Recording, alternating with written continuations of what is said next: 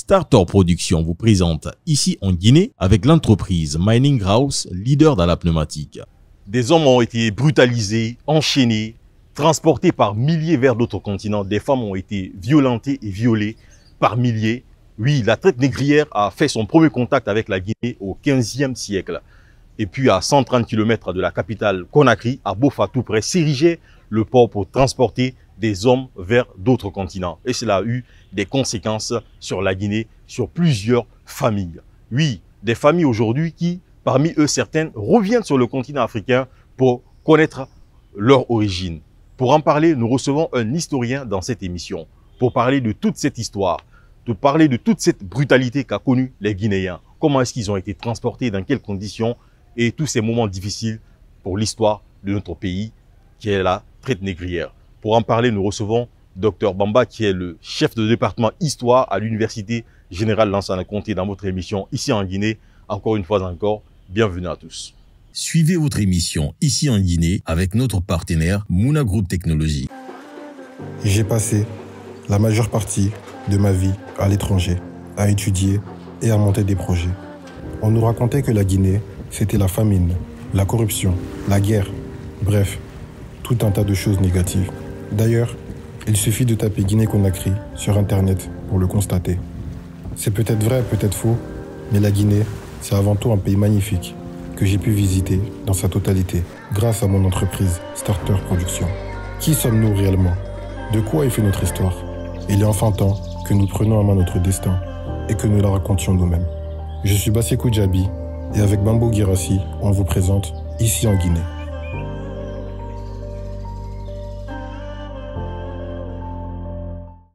Docteur, bienvenue dans cette émission. Merci. Et merci de nous recevoir au sein de cette grande université, Université Générale Lansana Conté. Merci beaucoup. Comme je le disais, dans cette émission, nous allons nous intéresser à la traite négrière. Oui. Depuis le collège déjà, en Guinée ici, on nous parle de traite négrière. Oui, naturellement. Quand on nous parle de traite négrière au collège, on a l'impression qu'on nous raconte un récit. C'est tellement passionnant qu'on oublie en fait que cela a eu des vraies conséquences sur le continent africain, sur la Guinée également, parce que la Guinée aussi a été est passée par là comme beaucoup d'autres pays africains. Quel a été le premier contact de la Guinée avec la traite négrière? Et par quelle partie de la Guinée la traite négrière est passée? Voilà, c'est ça la question. Je remercie M. Girassi. La traite négrière, c'est ce fameux commerce. C'est cette activité qui a fait de l'homme noir une marchandise. Oui, elle est enseignée à tous les niveaux d'études, mais avec des niveaux d'appréciation différents. Elle a commencé dès le 15e siècle, partout en Afrique, et au même moment, à des degrés différents tout au début, mais dans le cas guinéen, elle a commencé par la Basse-Côte, à cause de son ouverture sur l'océan Atlantique. Voilà. D'accord. La Basse-Côte, on nous parle de Boffa. On nous parle également de Conakry, si je ne m'abuse, pardon. Oui. Donc, quel a été le premier rapport, en fait? Parce qu'on nous dit aussi que les premiers Blancs à mettre le pied sur le sol guinéen, c'était des Portugais. Après, il y a eu des Anglais, des Français aussi. Et les Portugais, au début, c'était pour faire du commerce, tout simplement. Vendre de l'huile d'olive, beaucoup d'autres choses qu'ils étaient venus vendre avant que cela ne se transforme à l'exploitation de l'homme ou bien à l'achat de l'homme en tant qu'esclave. Donc, est-ce que vous pouvez nous parler de ce contact déjà avec Boffa et s'il faut avec Conakry aussi? Bien. Les pays côtiers dans l'ensemble ont été les portes d'entrée des grands explorateurs qui sont lancés à la conquête du monde. Et les Portugais font partie des tout premiers Européens qui ont accosté dans les différentes côtes guinéennes. Le cas de Boffa est plus illustratif, mais aussi le cas de Kakande, qu'on appelle Rio Nunez. Ok, Rio Nunez. Tout au début, comme vous venez de le rappeler, Ils nous ont apporté des pacotilles. Ils échangeaient avec certains produits locaux et ils importaient d'autres.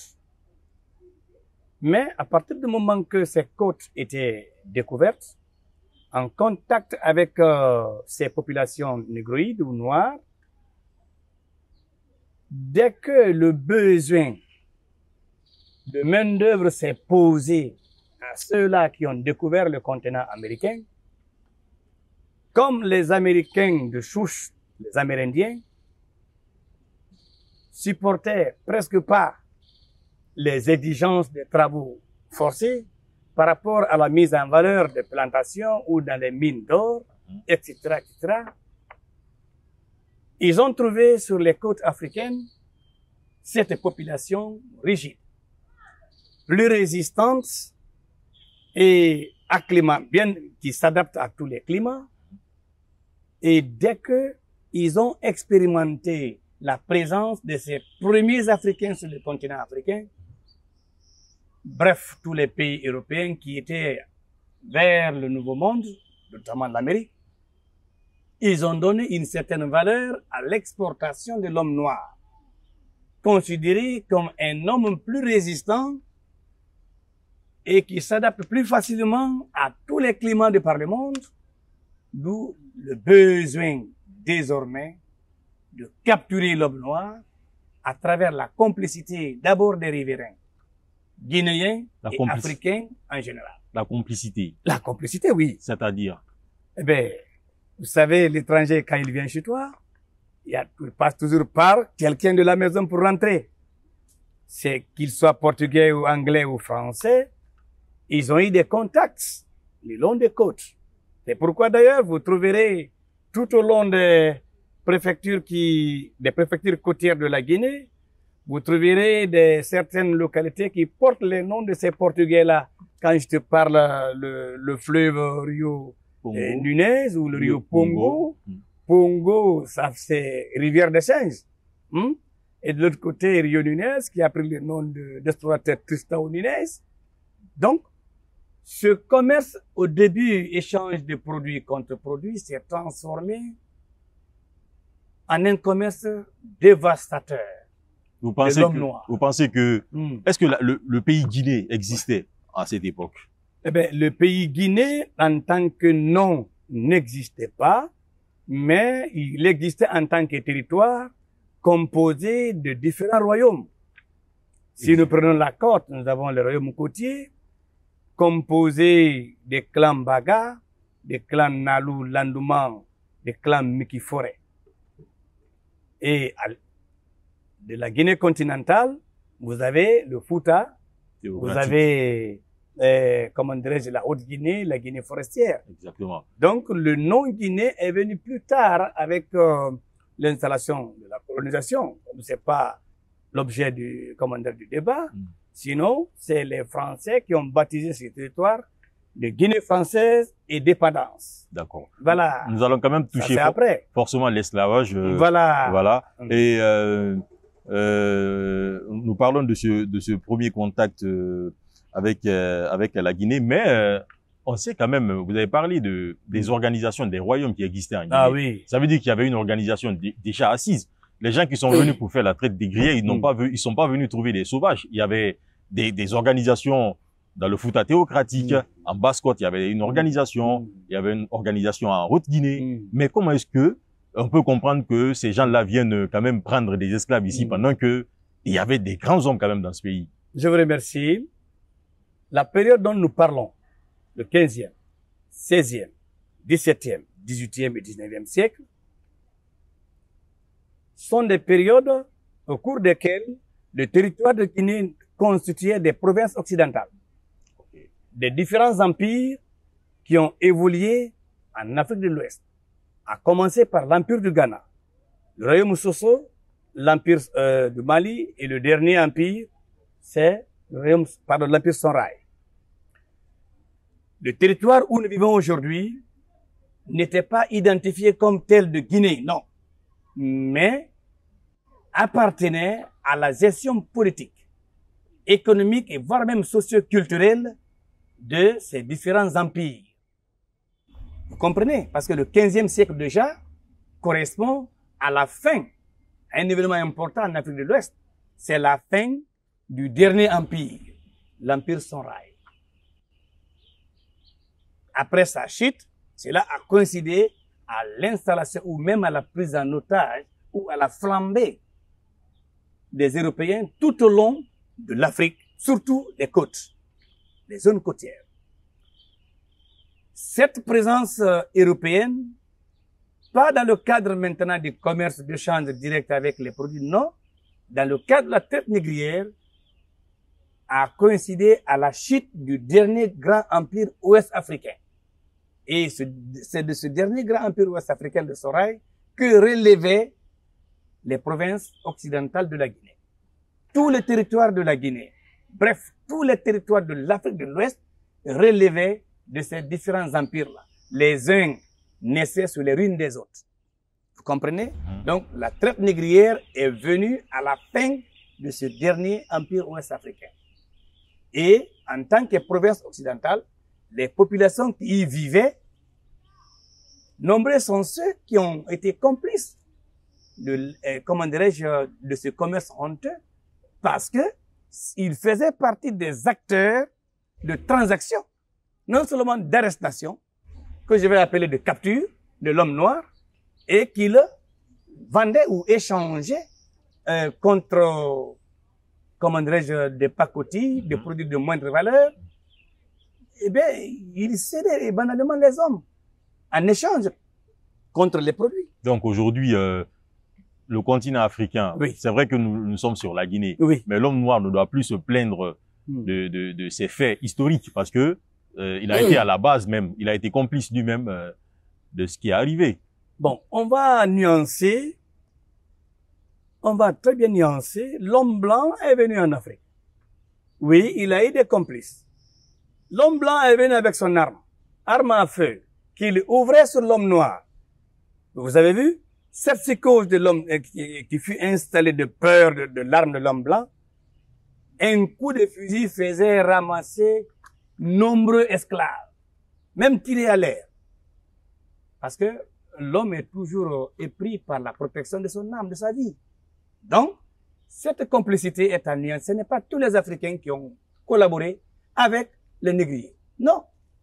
C'est généralement ceux-là qui se disaient responsables de telle ou telle communauté qui ont été des complices. Et des complices, aussi bien des Anglais, aussi bien des Portugais, des Français, et bref, tous ceux qui étaient impliqués dans le commerce, comment dirais-je, de l'homme noir. Exactement. Ou de l'homme guinéen tout court. Exactement. Vous comprenez? Et cette complicité n'est pas généralisée. Si vous généralisez, on va faire du tort aux innocents.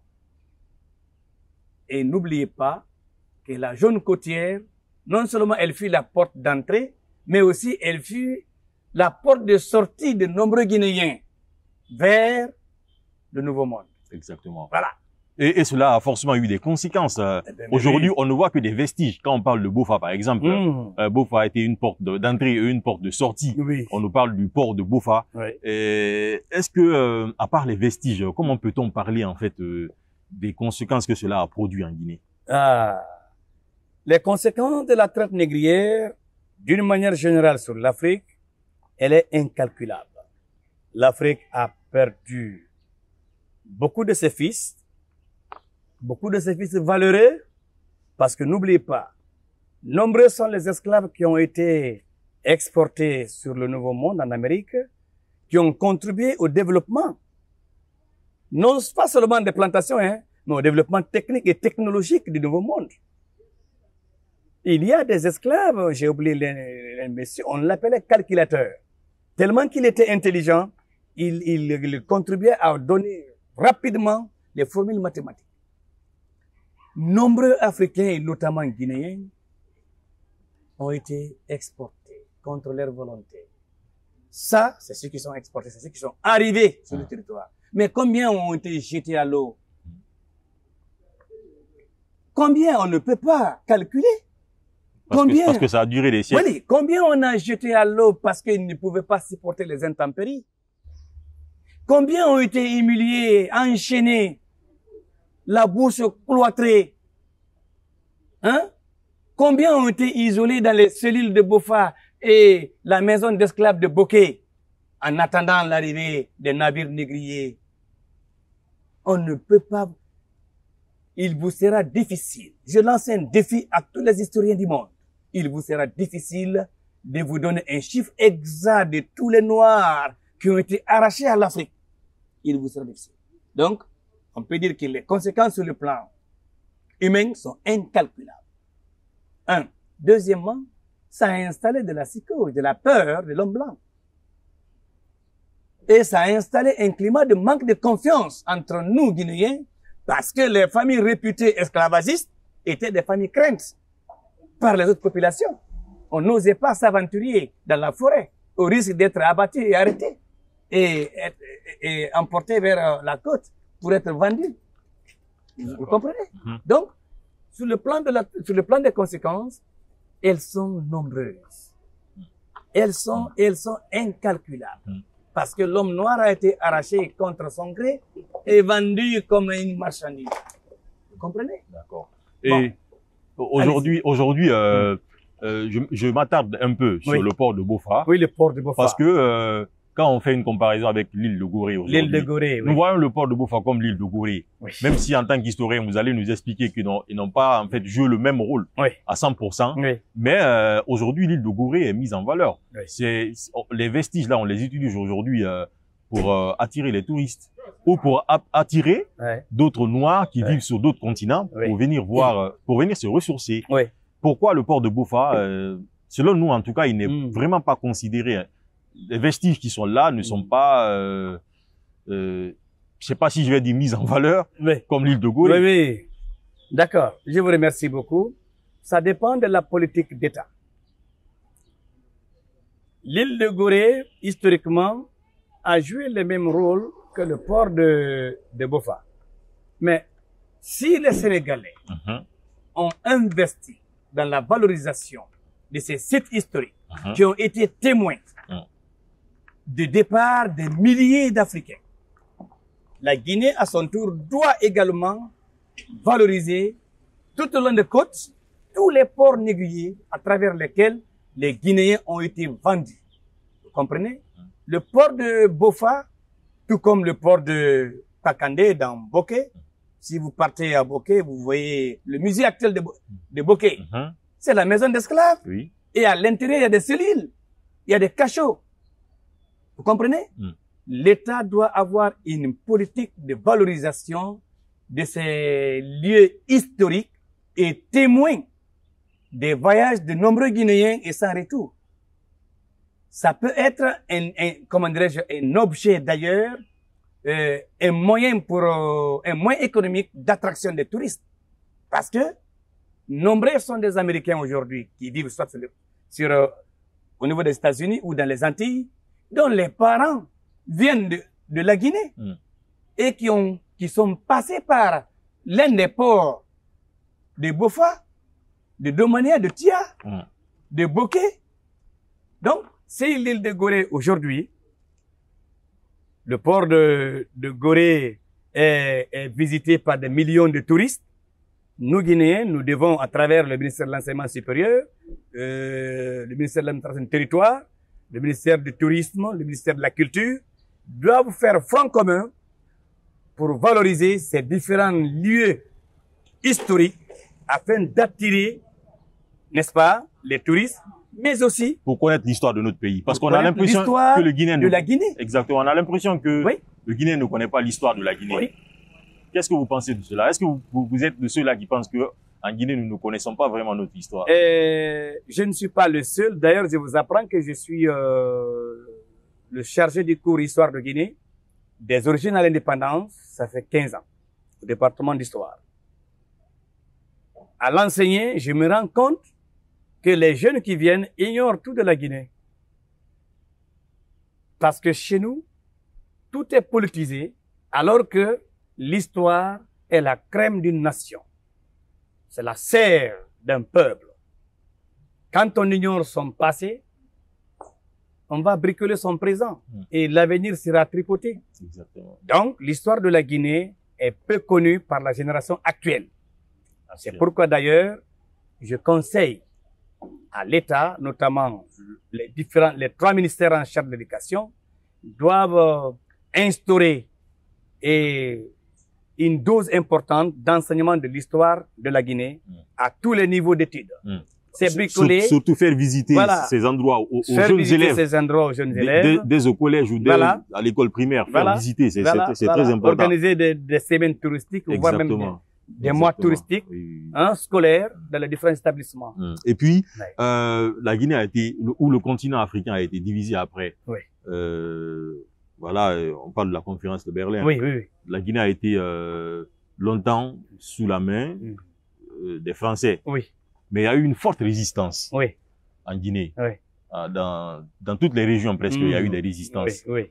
Est-ce qu'on peut parler en fait on nous raconte des récits, parfois c'est extraordinaire. Oui. Quand on dit que Samori Touré a été l'un des résistants les plus farouches, c'est dit légèrement, mais il a résisté 18 ans. Oui. 18 ans. Ce sont pas de simples récits. Oui. La Guinée donc a résisté face à la pénétration. Elle a non seulement résisté, c'est pourquoi avant de répondre à votre question, je conseille la réécriture de l'histoire de Guinée. Elle n'est pas écrite? Elle est écrite. L'essentiel de l'histoire de Guinée, elle a été écrite par les colons, les administrateurs coloniaux, les commandants blancs et les archives en font foi. L'arabe a été écrite en Guinée avant l'arrivée des Blancs. Oui. Il y en a qui disent caractère arabe. Okay. Emprunté par l'État, comment dirais-je, nos parents du Fouta. Exactement. Pour écrire leurs pensées. Mais je veux dire que l'histoire de la Guinée, l'essentiel est écrite par les administrateurs coloniaux. Les archives en font foi. Aujourd'hui, l'histoire de Guinée, il y a une nécessité de la réécrire. Elle doit être débarrassée de toute connotation politique, ethnique, religieuse et régionaliste. Pour répondre à votre question, la résistance en Guinée, elle a eu lieu au niveau des 4 coins de ce pays. Et le cas de Samori est plus illustratif parce que c'est lui qui a fait la plus grande et la plus longue résistance en Afrique de l'Ouest, mais aussi en Guinée contre la pénétration coloniale. Les 18 années, selon certains, 17 ans selon d'autres, ne sont pas 18 mois. Et nous connaissons l'arsenal militaire devant lequel il a résisté avec son armée. Donc, les Guinéens n'ont pas accueilli à bras ouverts les concurrents français. Ils ont résisté parce qu'ils ont compris que la présence des Blancs, notamment des Français, est une menace contre leur liberté, contre leur souveraineté. C'est pourquoi, au niveau des 4 réseaux naturels de la Guinée, des résistances ont été opposées face à la pénétration coloniale. Voilà comment les Guinéens se sont battus jusqu'au dernier homme, mais malheureusement, ils ont été évincés par la puissance de l'arsenal militaire des concurrents. Dans le Fouta théocratique également, il y a eu des résistances. Il y a eu des résistants. Et le dernier plus grand résistant du Fouta, Almami Boukarbiro Bari, il est tombé au front, arme à la main, pour dire non à l'installation coloniale. Et il a dit en partant à la bataille de Poredaka, qui ne va pas à la bataille de Poredaka, ira à Poredaka chercher la chef de Kaoussou. En bon poulard, Moya Halib, Poredaka, Yahay Daka Pore. Il a lancé un adage.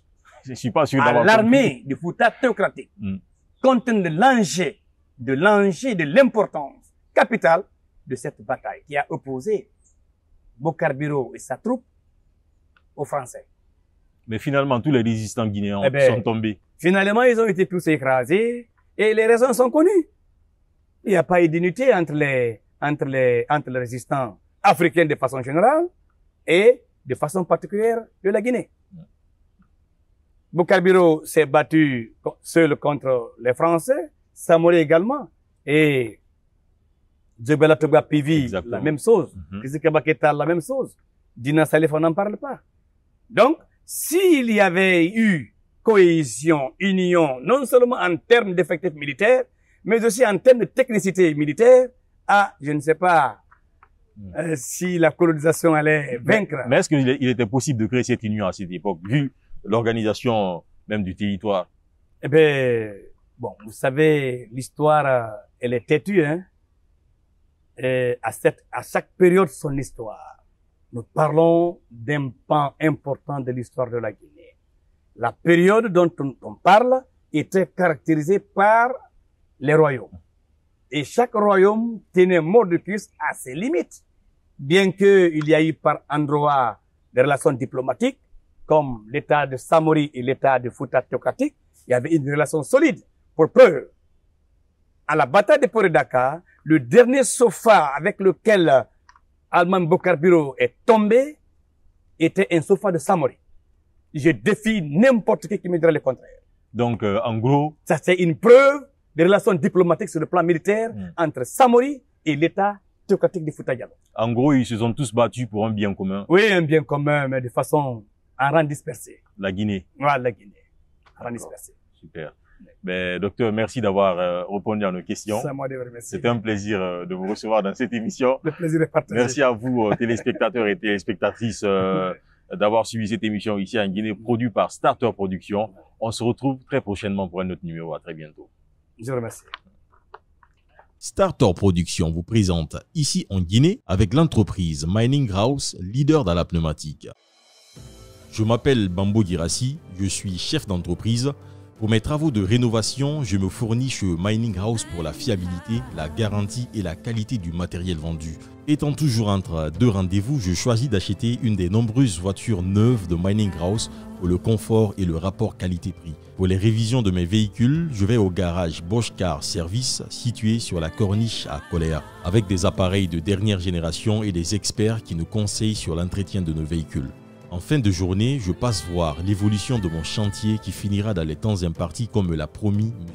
Ba, ingénieur génie civil à Mining House. Vous voulez faire des investissements sûrs et mener à bien vos projets sereinement, choisissez Mining House.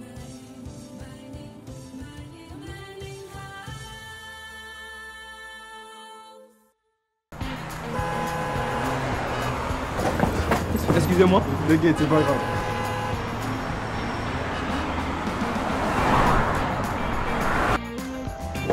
Désolé, c'était les embouteillages. Non, t'inquiète. Mais attends, vous avez tous quoi assurer aujourd'hui là? Mais tu sais pas? Non? C'est la folie chez Mouna. Regarde. L'Internet n'est pas un luxe. Mouna vous l'avait dit. Offrez-vous une connexion illimitée jusqu'à 20 mégas avec la fibre optique au prix de 690 000 francs guinéens. Si, je répète, au vrai prix de 690 000 francs guinéens. Ce n'est pas beau ça? Et ce n'est pas tout. Mouna et Canal+, associent l'Internet à votre abonnement télé. Recevez vos programmes TV via MyCanal tout en profitant de l'illimité pour une seule facture. C'est seulement Mouna qui fait ça. Pour vous abonner, appelez le 95 ou écrire à vente@moonagroup.com. Moona Group Technologies, nous faisons mieux. Sous réserve d'éligibilité et de raccordement à la fibre.